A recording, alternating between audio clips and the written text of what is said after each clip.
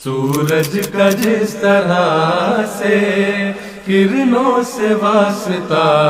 ہے، خوشبو کا جس طرح سے پھولوں سے واسطہ ہے،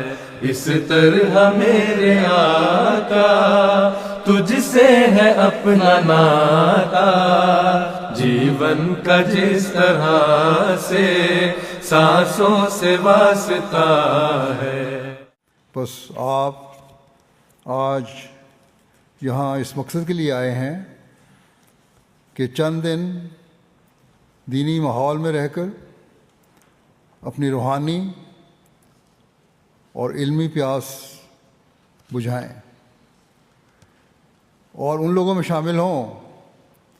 جو آخرین کی جماعت، جو مسیح موعود کے مشن کو پورا کرنے والے ہیں یا اسے پورا کرنے کا وعدہ کرتے ہیں۔ سورج کا جس طرح سے کرنوں سے واسطہ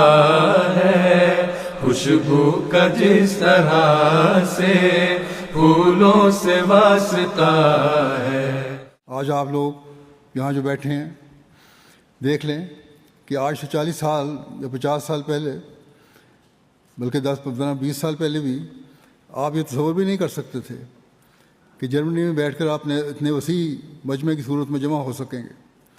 اور آپ کے جلسے کے انتظامات پر ہی کئی ملین یورو خرچ ہو جائیں گے، لیکن اللہ تعالیٰ نے ایسے ذرائع پیدا فرما دیے کہ مالی قربانیاں کرنے والے لوگ موجود ہیں جو کئی ملین یورو بھی دے دیتے ہیں، اور اس کے ذریعے سے تبلیغ اسلام کا کام بھی جاری ہے۔ اس طرح میرے آقا تجھ سے ہے اپنا ناتا، جیون کا جس طرح سے سانسوں سے واسطہ ہے۔ اللہ تعالیٰ سب شاملین کو اپنی حفاظت میں رکھے، خیریت سے آپ لوگوں کو گھروں میں لے کے جائے، اور جو برکات جلسے کی آپ نے حاصل کی ہیں ان کو ہمیشہ اپنی زندگی میں حصہ بنانے کی توفیق عطا فرمائے۔ السلام علیکم ورحمۃ اللہ وبرکاتہ۔